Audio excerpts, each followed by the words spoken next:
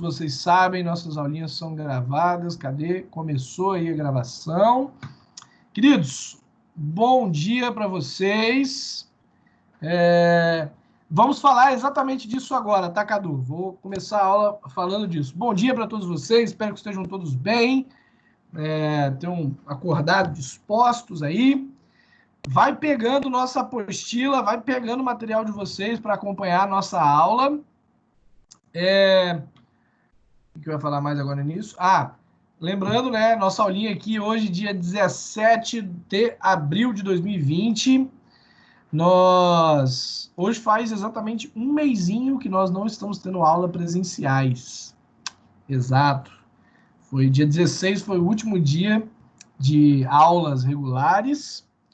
E 17, a partir do dia 17 de março, nós já não tivemos mais aulas presenciais. Estou com muita saudade de vocês, estou com saudade de estar na escola, de escrever no quadro. Eu estou com saudade do barulho da sala de aula, para vocês terem ideia. Quem diria, né? Quem diria, com saudade do barulho que vocês fazem. Queridos, olha só para a gente recapitular aqui, eu vou dar umas informações gerais. Eu vou virar minha tela para o meu navegador, tá? Tá todo mundo vendo? Opa, agora sim. Tá todo mundo vendo o portal do aluno aí?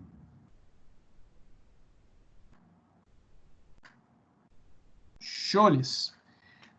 Como vocês podem ver, temos aqui, eu postei ontem, eu sempre posto um dia antes, tá?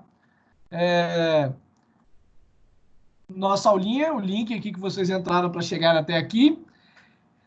E a nossa aula de terça-feira já está online, galera. Já está gravada. Já está disponível para vocês. Só entrar aqui, aquela aula que eu expliquei, boa parte do capítulo 4. Clicou no link, esperou, vai abrir aqui no YouTube. E aí você já vem aqui, ó. Falando aí, ó. Não sei se vocês estão ouvindo. Tá dando para ver aí no YouTube a nossa aulinha. Fica aí o aqui para vocês. Acho mais engraçado porque eu falo muito, né? Eu gesticulo o tempo inteiro. Então, já tá a aula de vocês aqui, ó. A data, tudo certinho, já tá online aí para vocês. Beleza? Tarefas que o Cadu me perguntou. Só para eu voltar aqui, iluminismo não. Queridos, nós já terminamos o capítulo 3, que era sobre Revolução Inglesa. Façam os mapas mentais. Eles são muito importantes para a revisão do conteúdo, para melhor entendimento da matéria, fica mais organizado. É uma forma de vocês estudarem, tá bom? Então não deixem de fazer. E aí nós começamos o capítulo 4 na aula passada, né? Falamos aqui sobre as transformações de artesanato, manufatura e maquinofatura ou indústria, tá? Maquinofatura aqui. Caraca, destacou tudo aqui. Aqui, ó. Maquinofatura também é o que a gente chama de indústria. Aqui explicando as transformações que eu falei na aula passada. E aqui a gente vai ver essa parte, ó, dos antecedentes e do porquê a Inglaterra será a primeira grande indústria do mundo. Cadu está perguntando aí, conceituais contextualizados para fazer. Cadu, o que é para a gente fazer? Lá no portal, ó, eu já disponibilizei para vocês aqui na nossa aula de terça e eu botei os gabaritos do capítulo 4, tá? Então, eu não comentei na aula passada, justamente porque eu queria comentar nesta sexta-feira.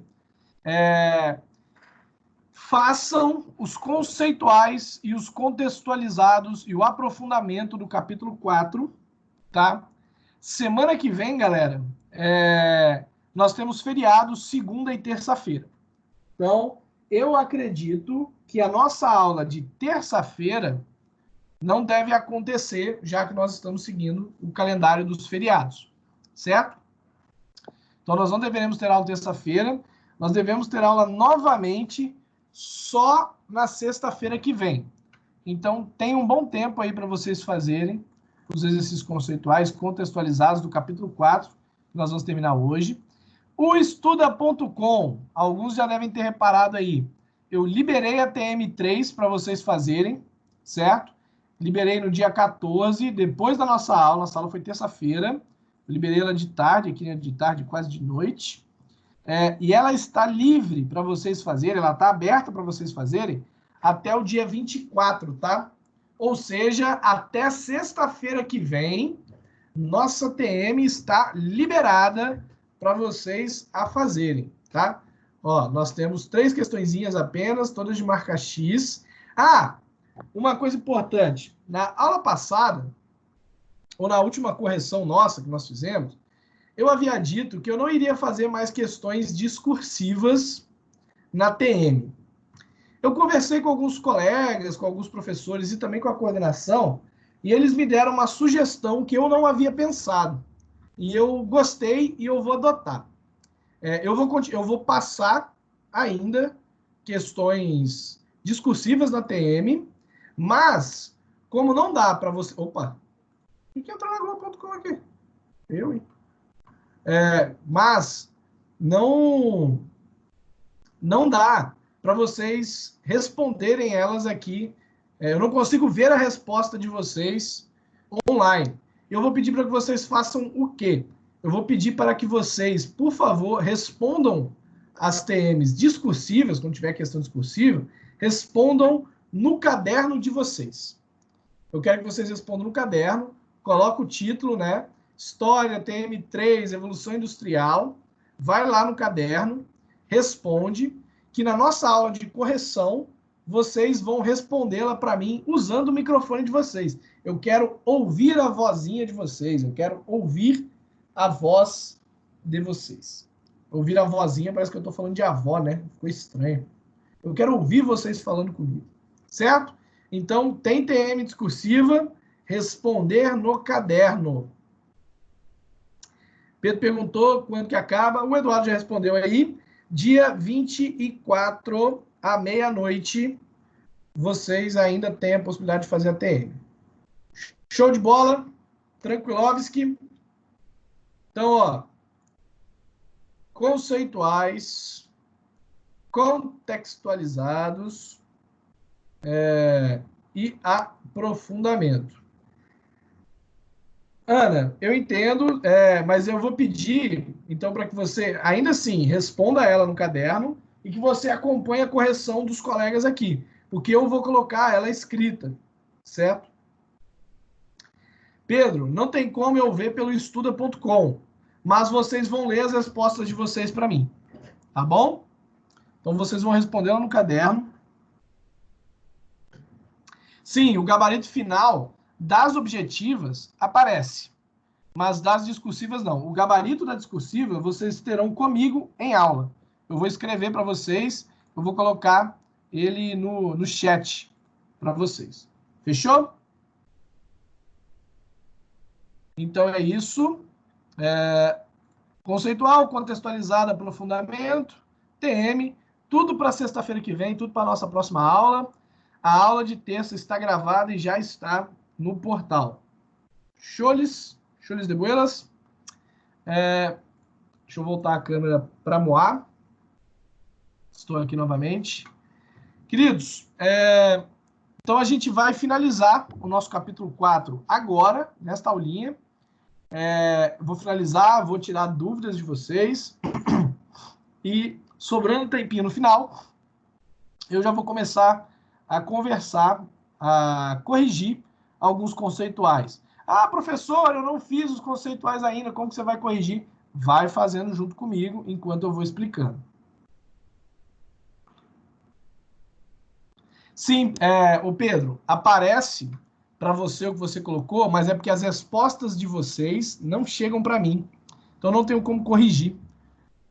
Eu não tenho como colocar um gabarito lá, porque as respostas de vocês vão variar, né? Vocês estão escrevendo.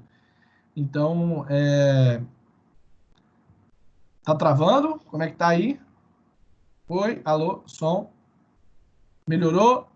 Oi? Acho que, não sei se tá sem áudio. E agora, tá todo mundo sem áudio?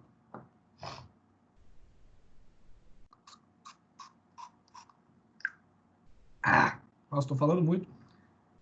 Própolis, muito bom pra garganta. Ah. Galera, às vezes é conexão. Pode ser aqui, pode ser aí. Às vezes dá umas bugadas assim mesmo, tá? Lian, capítulo 4, tá? Evelyn, às vezes é pico de internet, às vezes alguém tá usando e aí afeta dessa forma. Às vezes alguém na sua casa, sei lá, fez um download ou alguma coisa do tipo. Então pode ser uma coisa que é comum, tá? Às vezes acontece essas travadinhas mesmo. Queridos, então, vamos lá. Eu vou terminar a explicação do capítulo 4 para vocês. Falta um último slidezinho, mas é um slide mega importante. Quem está com a apostila aí, espero que todos estejam, a gente vai retomar aqui da página 33, tá bom? E a gente vai até o final, ok? Então vamos lá, ó. Cadê? Deixa eu virar aqui. Deixa eu virar para o nosso último slide.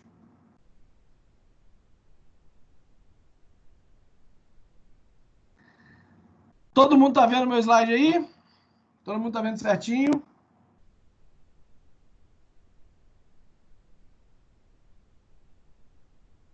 Daniel, você tá sem áudio ainda?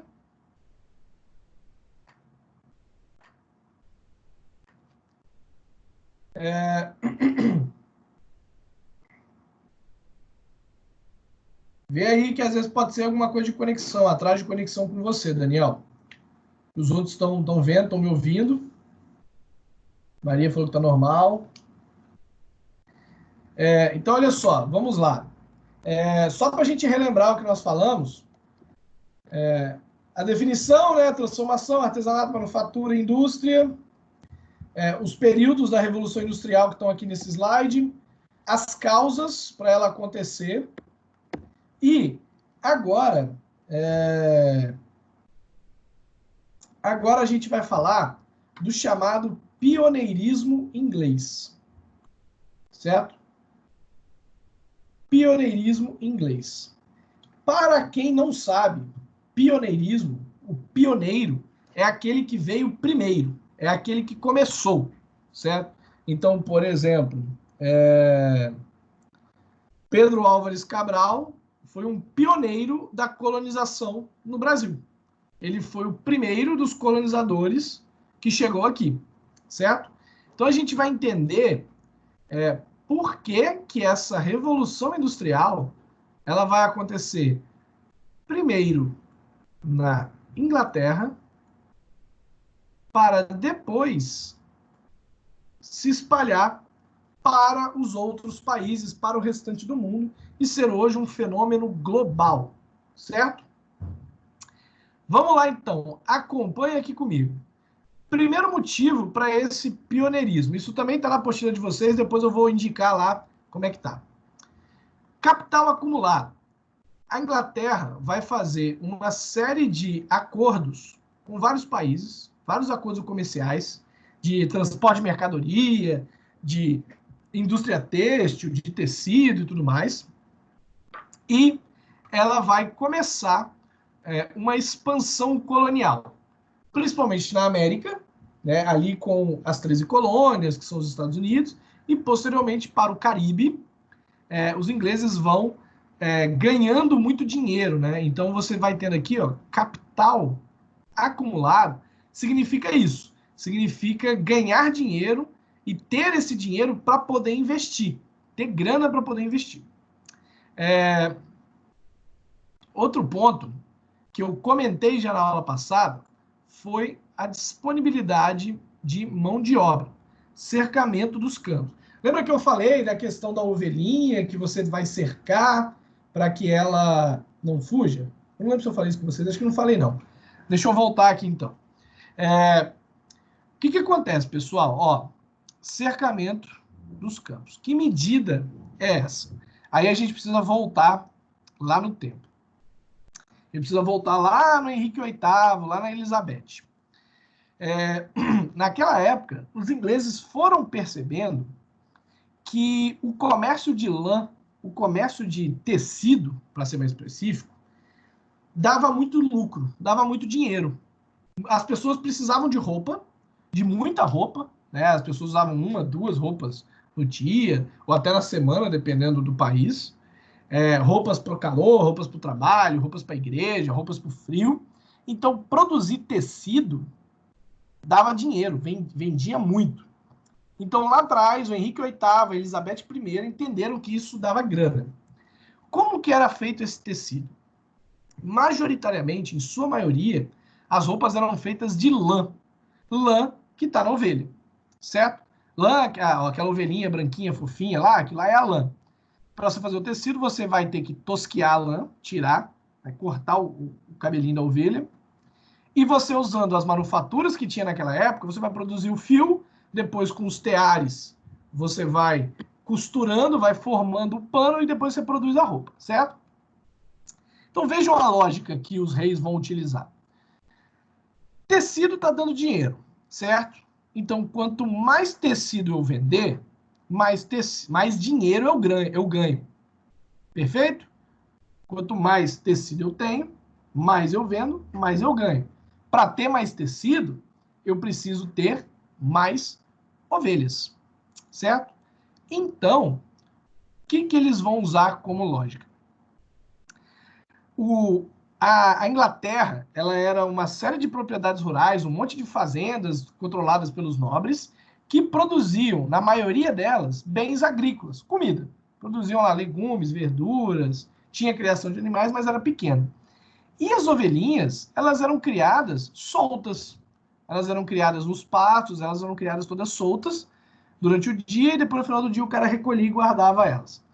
O que os reis decidem para aumentar a quantidade de ovelhas no país? Se nós cercarmos os campos, colocarmos cercas de madeira ou de pedra, as ovelhas vão ficar ali, elas não vão fugir. Tendo um espaço cercado, a gente pode ter mais ovelhas, porque cercado dificulta para ela fugir, então facilita o trabalho do pastor de ovelhas. Cercando o campo, a gente tem um maior número de ovelhas. Tendo mais ovelhas, temos mais lã. Tendo mais lã, temos mais tecido. Tendo mais tecido, temos mais dinheiro. Certo? Então, os reis na Inglaterra, o Henrique VIII faz isso, a Elizabeth I faz isso, os reis Stuart, aqueles camaradas lá da Revolução Inglesa, fazem isso, criam leis de cercamento. Significa que eles estão dando benefícios, eles diminuem os impostos para as pessoas que decidirem criar ovelhas. Olha que baita incentivo. Chega para o nobre lá que tem uma fazenda e fala para ele assim, queridão, se você criar ovelha ao invés de só plantar, você vai me pagar menos imposto. O cara vai olhar e falar, pô, parece bom isso aí, hein? Então eu tenho que cercar minha terra, eu tenho que delimitar o espaço, né? O Eduardo falou aí no chat, né? Delimitar o tamanho da terra, e aí eu boto as ovelhas dentro e eu vou pagar menos imposto? Exatamente isso. Um grande negócio, muitos nobres, donos das terras, vão adotar essa medida. Só que aí, pessoal, vem um grande problema. Os camponeses vão perdendo espaço nas propriedades rurais. Por que, professor, os camponeses vão perdendo espaço? Quando você tinha muito mais plantações, você precisava de mais camponeses para colher a plantação. Precisava de mais gente para plantar e depois para recolher os bens que foram produzidos, certo? A batata, o trigo, a cevada, ela não se colhe sozinha, vai lá e vai e pula dentro do cesto. Precisa de gente para ir lá pegar esses produtos. Só que agora eu estou diminuindo as plantações, apesar de que novas técnicas vão surgir, novas formas de fertilização. Então, a produção ela continua a mesma, apesar do espaço ser menor, e você precisa de menos pessoas nas plantações. Por quê? Você tem menos plantações, então você não precisa de tanta gente, e criar ovelha, você precisa de 1, 2, 3 camponeses. Porque você cercou sua terra, a ovelha não vai fugir, até onde eu sei, o trigo não vai fugir também, então você não precisa de ter um monte de camponês, certo? Você precisa ter um número menor de trabalhadores nas suas terras. Com isso, muitos nobres começam a expulsar camponeses dos seus territórios. Começam a falar, ó, não dá para você ficar aqui, porque não tem emprego para todo mundo, não dá para todo mundo trabalhar, se ficar muita gente aqui vai causar problema, e infelizmente vou ficar só com aqueles que produzem mais, tá bom? Valeu, beijo para vocês, tchau.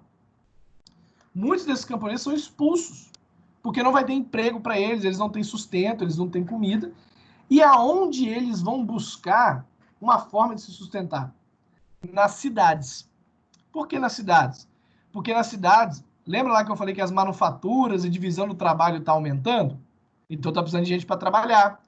O comércio não está aumentando, o comércio marítimo? Precisa de gente para trabalhar nos navios, precisa de gente para trabalhar no porto descarregando, porque tem muito comércio. Então você começa a ter uma migração do campo para as cidades. A gente chama isso de êxodo rural. Então, esses cercamentos aqui, cadê minha setinha? Perdi a setinha. Apareceu. Estes cercamentos aqui, que em inglês, todo mundo praticando inglês aí, hein? São chamados de enclosures, cercamentos, faz com que tenha muita mão de obra para as indústrias. E isso vai acontecendo, tá, galera? Isso não para, não. Isso é um fenômeno crescente. As cidades vão ficando muito cheias, começa a ter muito trabalhador nas cidades. Isso significa que o dono da fábrica, o dono da manufatura, vai pagar um salário mais alto ou mais baixo? Parem para pensar. Não precisava de muito conhecimento para operar uma máquina. Se aprendia muito rapidamente a mexer num TA, a mexer numa máquina. Então, qualquer pessoa poderia. O capial que veio lá, o camponês que veio lá da roça, aprende rapidinho a mexer na máquina da fábrica. Então, não precisa de muito estudo. E eu tenho muita gente para trabalhar. Se eu tenho muita gente para trabalhar, isso significa, lembra de oferta e procura que nós falamos? Eu tenho muita oferta, mas eu tenho uma quantidade de vagas de trabalho limitada.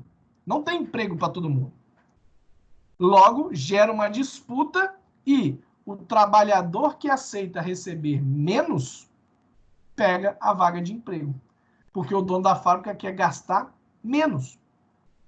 Certo? Ele não quer gastar muito com salário para ele ter um lucro maior. Então, você começa a ter muita mão de obra e esse salário não vai ser muito bem remunerado. É a partir daí que a gente vai ter mais consequências que eu vou falar no próximo capítulo, tá bom?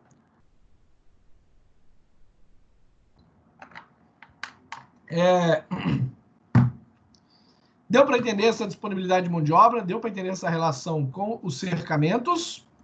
Todo mundo entendeu? Bota ok ou sim aí no chat, igual o Pedrão fez. Quem não entendeu, bota a pergunta sua aí, tá? E eu vou prosseguindo aqui nos nossos tópicos, tá bom?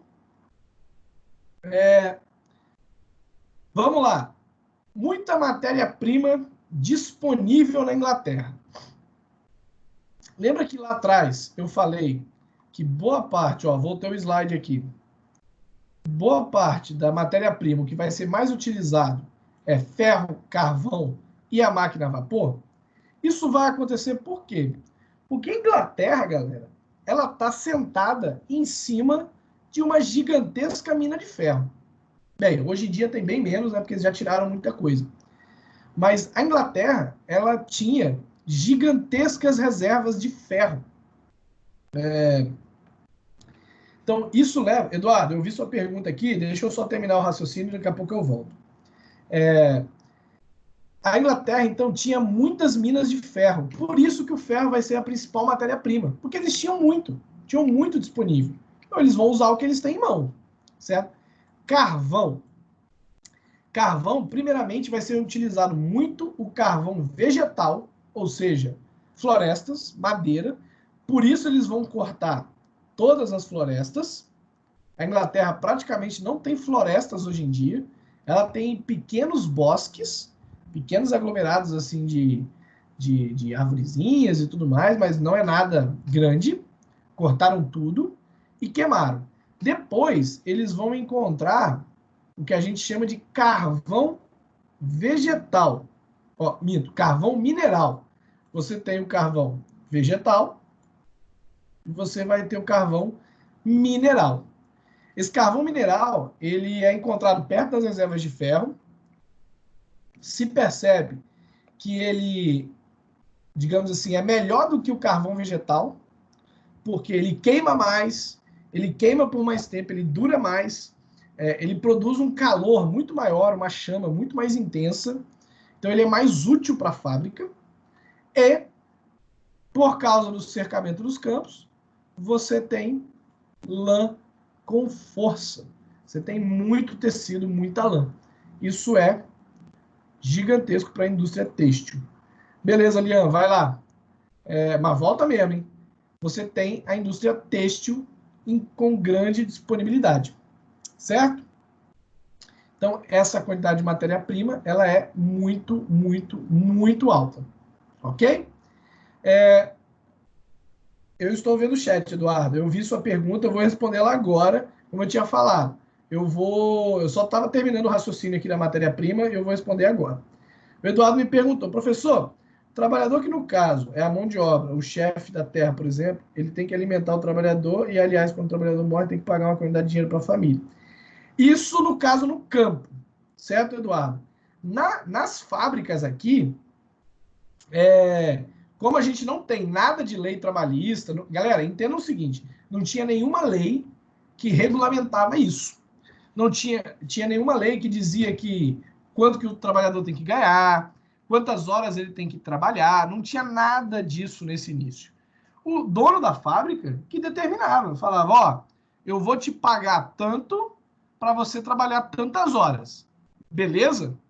Se o operário achasse que era pouco, falava, ah, não, muito pouco, quero trabalhar não. Ele fala, beleza, pode ir embora, tem um monte de gente aí precisando de emprego. Aí na sequência vinha um cara que falava, ó, te ofereço tanto para trabalhar tanto. Cara, beleza, eu pego. E aí o outro perdeu a chance de ter algum dinheiro. Perdeu a chance de ter dinheiro para comprar comida, para alimentar a família.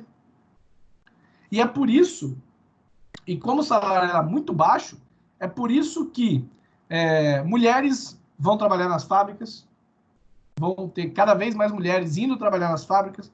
É por isso que nós vamos ter crianças trabalhando nas fábricas. Porque a família inteira precisa do dinheiro. Quanto mais gente trabalhando, mais dinheiro a família pode ganhar. Para vocês terem ideia do quão baixo eram os salários. Claro que a mulher vai receber um salário algumas vezes menor do que o homem, dependendo do trabalho, e as crianças definitivamente, com certeza, recebiam salários menores do que os adultos. Porque eram consideradas mais frágeis e tudo mais e tal, então elas não ganhavam muito. Ok? Vamos lá.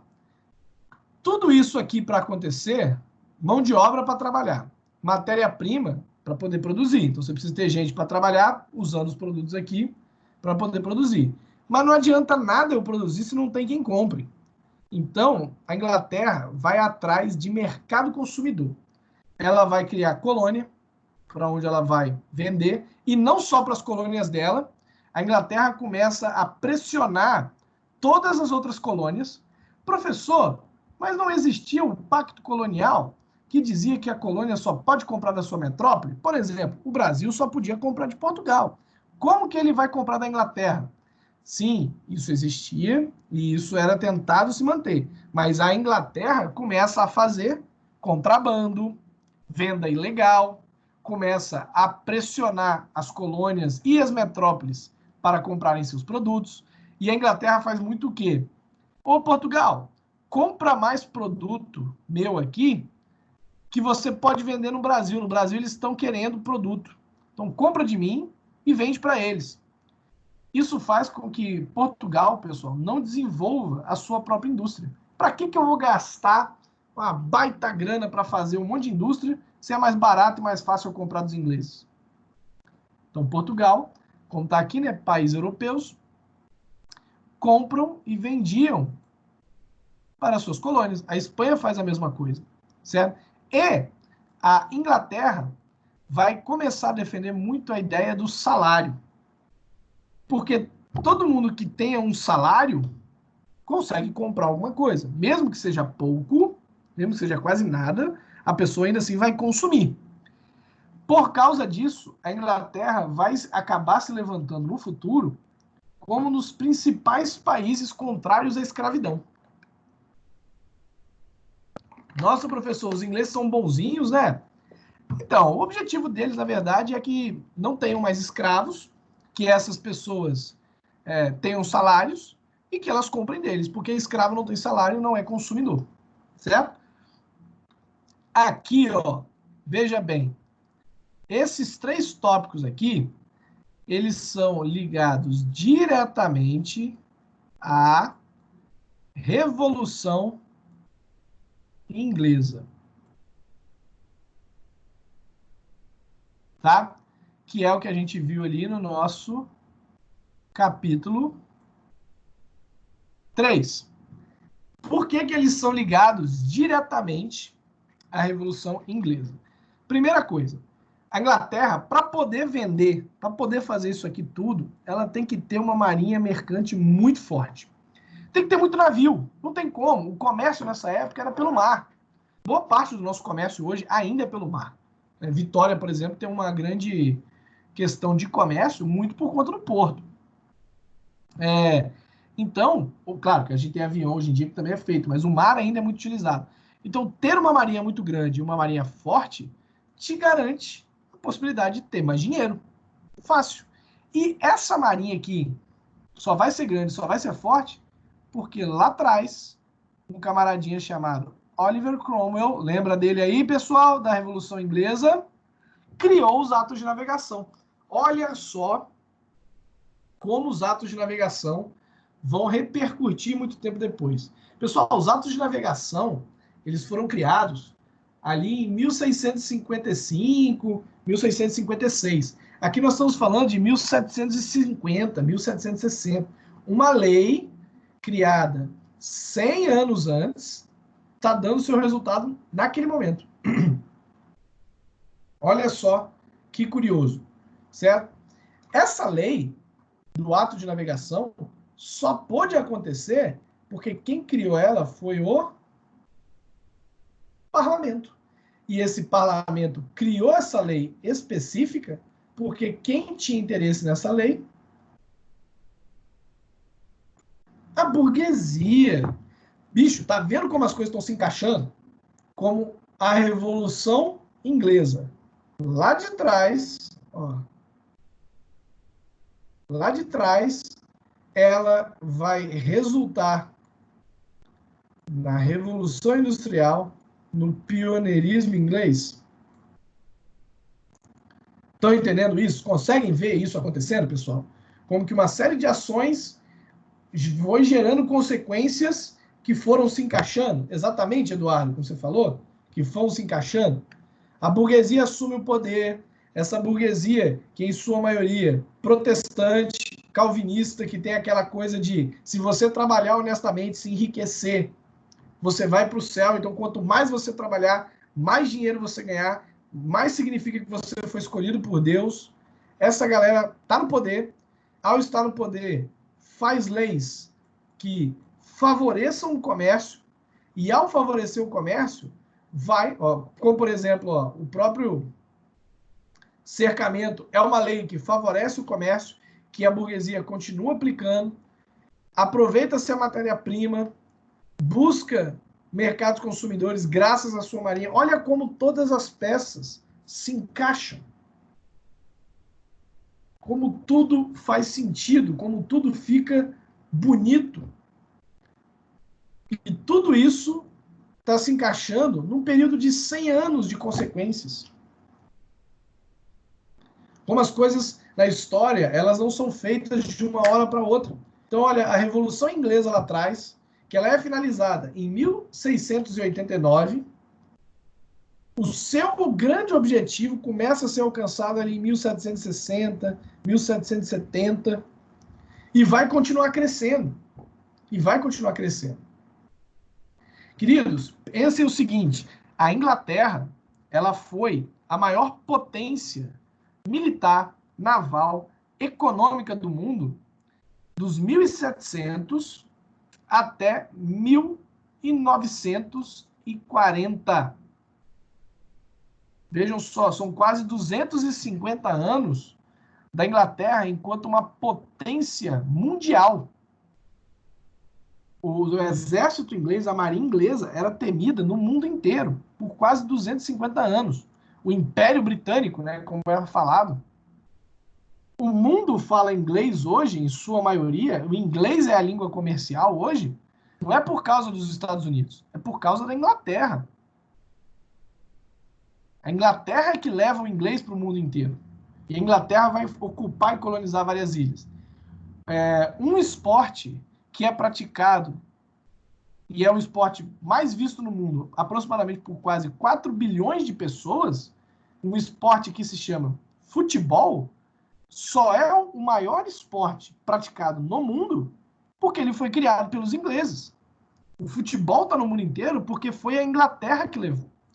Se você olhar a história de como o futebol começou em todos os países do mundo, você tem sempre 3 opções. Uma, ou foram soldados ingleses que jogaram uma partidinha de futebol lá e ensinaram a população a jogar, ou foram marinheiros ingleses que fizeram a mesma coisa, foram jogar uma partidinha entre eles e ensinaram a população local, ou foram trabalhadores ingleses que foram lá trabalhar nas fábricas de outros países. Foram trabalhar em portos, foram trabalhar em ferrovias, foram trabalhar na indústria. Que se juntaram, batiam uma bolinha, o futebol, a galera que morava no lugar olhou e falou: maneiro isso aí, hein? Como é que joga?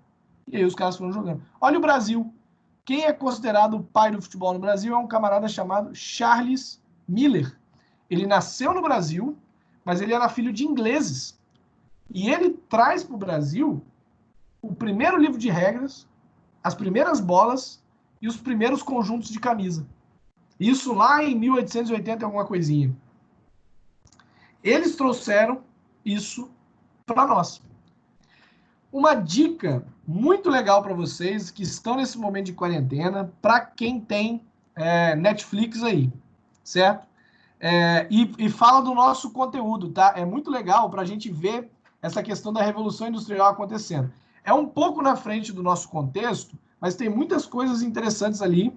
Eu gostaria que vocês assistissem, porque eu vou até comentar um pouquinho sobre isso. Procurem no Netflix uma série chamada The English Game. Eu vou escrever aí no chat de vocês, ó.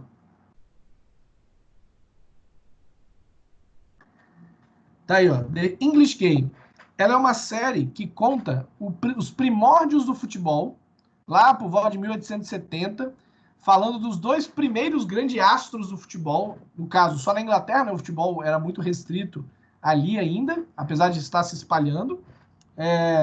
Mas ela fala muito sobre Revolução Industrial, sobre os trabalhadores, sobre como era a elite inglesa, como era a burguesia inglesa, como era a política da época. É muito interessante para você ver como essa relação das mulheres e o trabalho, fosse na elite, fosse nos trabalhadores mais pobres. E ela tem, basicamente assim, ela é uma série sobre história, ela é uma série sobre Revolução Industrial, mas o futebol é o pano de fundo. Vocês vão ver como é que se jogava na época. Assiste que ela é bem legal. Ela é baseada em fatos reais. Os personagens que estão ali, principalmente os jogadores e os times, são reais. Então assistam, vale a pena. Ela é uma série bem, bem maneira mesmo. Procurem assistir, que tem muita relação com o conteúdo que nós estamos vendo. Tá bom? Deixa eu voltar a câmera para a minha cara mais aberta aqui. Oi, oi, oi, oi. Todo mundo me vendo? Galera, faltam 10 minutinhos aqui. Dúvidas com relação ao que eu expliquei? Algum questionamento? Alguém está com alguma dúvida? Quem não tem dúvida, faça como a Júlia, escreva não. Quem tiver dúvida, escreve aí no chat.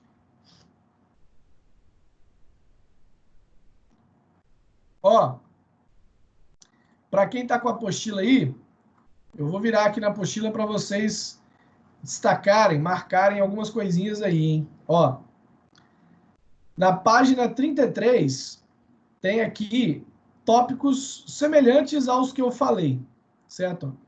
Recurso financeiro é acúmulo de capital. Apoio político é a burguesia no poder, estabilidade política com a revolução, a busca por mercados consumidores. Recursos técnicos, né? A criação das máquinas, as matérias-primas, a mão de obra abundante. Destaquem, pessoal, sublinha aí, pega um marca-texto e marca tudinho que vocês estão vendo aí, ó. Esses 4 tópicos na 33 e os 3 tópicos aqui na 34. Ó, aqui explicando o cercamento dos campos, que eu expliquei para vocês. Pode destacar também, pode sublinhar aí a apostila de vocês, ó. Importante lembrar que a primeira grande produção, o primeiro grande foco da industrialização foi a indústria têxtil, a indústria de tecido. A série que eu comentei fala bastante disso. Como importante eram as fábricas de tecido, de roupa. Aqui está falando, ó, das principais invenções. Aqui tem um exemplo da... Lembra no vídeo da aula passada, da máquina a vapor? Ó, aqui como que era essa... Pode ver que ela é grandinha, galera. Não era pequena não, essas máquinas. Elas eram grandes. Já te respondo aí, Pedro. Deixa eu só finalizar aqui. E uma coisa muito importante que vai surgir são as ferrovias. O trem, galera, ele vai ser criado a partir dessa época. O que é o trem? Nada mais é do que uma gigantesca máquina a vapor que está lá na frente, que é a locomotiva, certo? Que ela vai fazer girar aqui os pistões e fazer girar as rodas, que vão movimentar o trem, que vai botar ele em movimento. Isso vai acelerar imensamente a produção, o deslocamento de mercadorias. Imagina, pega o minério que está lá no interior e traz ele no lombo do cavalo. Traz ele em carroça. Demorando muito. Bota no trem, que você traz uma grande quantidade, muito mais rápido, chega na fábrica, produz mais rápido, bota para vender. Depois vão vir barcos a vapor. Então, olha a importância desta invenção aqui, da máquina a vapor do James Watt, certo? Isso é muito importante para nós até hoje, certo? E aqui encerra o nosso capítulo 4, nosso capítulo 4. Pedro me perguntou, fazer algum dever da apostila, professor? Como eu disse lá no início, exercícios conceituais é para fazer, todos os contextualizados, todos os aprofundamentos. Eu vou colocar... eu dou aula hoje até meio-dia não, eu dou aula até 1h, que eu tenho aula ainda com os primeiros e segundos anos. O capítulo 4 todo, eu vou colocar como uma agendinha para vocês lá no nosso portal. Fazer a nossa TM também, que ela está disponível lá no estuda.com. Então, galera, não bobeiem, tem bastante tarefa para vocês fazerem aí. Eduardo, totalmente. A sua fala, ela é perfeita. O Eduardo falou aí no chat, galera. A máquina a vapor, podemos dizer que ela foi utilizada com a intenção de diminuir o excesso de mão de obra? Assim, vai ter muita mão de obra disponível. Tem muito trabalhador querendo trabalhar. Mas à medida que as máquinas vão chegando, vai diminuindo a quantidade de pessoas nas fábricas e vai aumentando a quantidade de desempregados. certo? Tanto que a Inglaterra vai ter muito problema com isso. Sabe como que a Inglaterra vai solucionar esse problema? Mandando o excesso da população pobre para as colônias. Vai mandar gente para a África, vai mandar gente para a Austrália, para Nova Zelândia. Por isso que eles vão ocupando o mundo inteiro. Vai mandar muita gente para a Índia. É aquilo que eu falei, por isso que o inglês se espalha, por isso que o futebol se espalha, a cultura inglesa se espalha. Então, assim, as máquinas, elas são essenciais para o desenvolvimento dessa industrialização. Elas vão gerar esse problema que o Eduardo está falando, de que elas vão substituir as pessoas nas fábricas.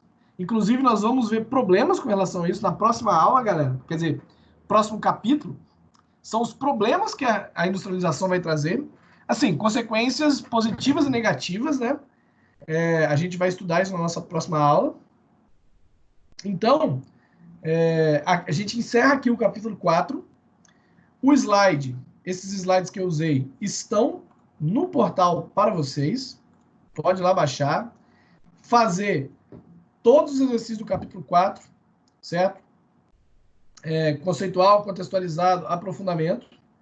Os gabaritos já estão lá. Fazer a TM3. Deixa eu olhar aqui. TM3 de Revolução Industrial, os fatores da Revolução Industrial. Lê o capítulo, certo? Eu vou botar os videozinhos, o vídeo que eu usei aqui, outros vídeos falando sobre a Revolução Industrial, para vocês complementarem. Em breve a nossa aula vai estar disponível para vocês, tá bom? Meus queridos, um prazerzão, mais uma vez essa aula com vocês. Fiquem tranquilos, lavem suas mãos, não saiam de casa, façam suas tarefas, estudem. Assistam a série, a série é bem legal, tá? Eu assisti ela toda já. Tem bastante coisa de conteúdo que dá pra gente falar aqui. Beijo pra vocês. Tchau, tchau. Vou botar o Minecraft aqui, a pedido da nação do 8º ano. Tá aí, ó. Só os gamers agora. Só os gamers aqui. Beijo pra vocês.